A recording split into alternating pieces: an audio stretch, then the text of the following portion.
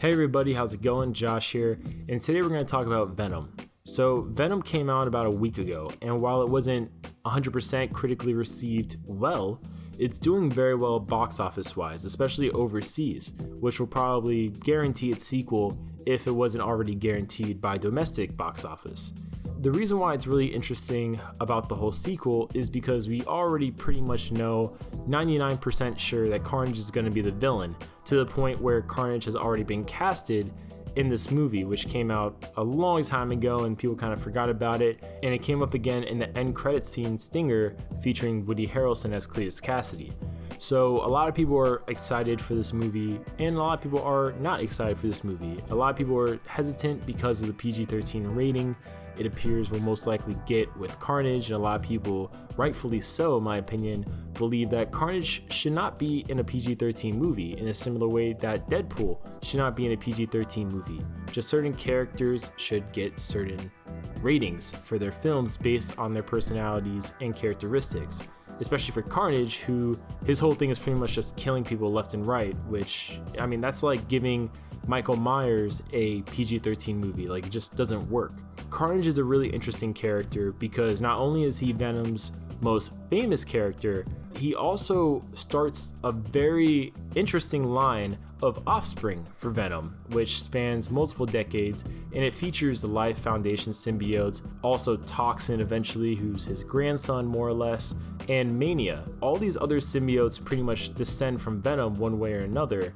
However, the Venom movie took a lot of creative liberties, which may or may not change the course of how we get Carnage in Venom 2. The reason I say this is because Venom in this movie is described as, and I'm kind of paraphrasing here, but a loser. Just like he kind of calls Eddie Brock in this movie a loser, he says he's kind of a loser, like the runt of the litter, so to speak, not really the first person that would get picked in a symbiote dodgeball game, if you know what I mean. So this kind of changes a few things, because in the comics, Venom would have had no problem taking on all the Life Foundation symbiotes. However, in this movie, it's quite the opposite, especially for a character like Riot, who in the comics is more so just kind of seen as a gray Venom, more or less, with slightly larger muscular features.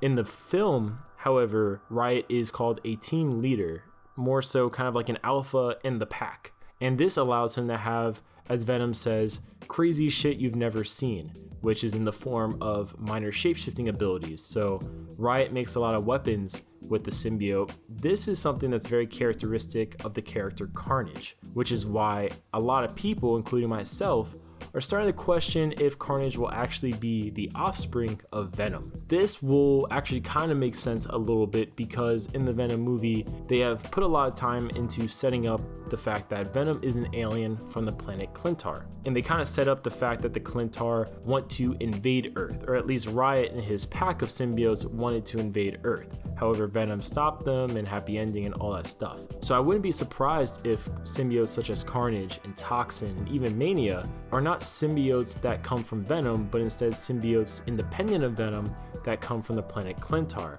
Because if they follow the planet Klyntar kind of setup that Brian Michael Bendis put into the comics, the Klyntar have a pseudo hive mind. So they're kind of connected in a few ways, and with that connection, it's very possible that an alpha team leader such as Riot maybe was able to communicate before his death to the other symbiotes on planet Klyntar that, hey, Venom has betrayed us, come to this planet in any way you can and get revenge, if not invade the planet with another attempt.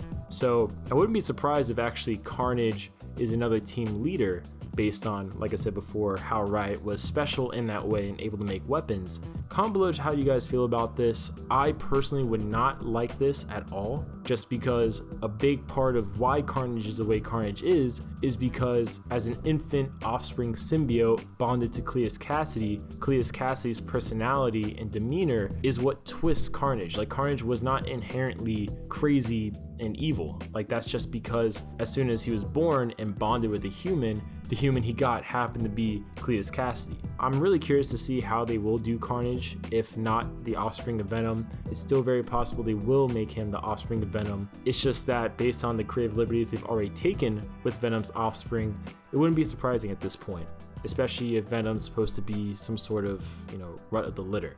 But comment below your guys' thoughts, and we'll see you guys later.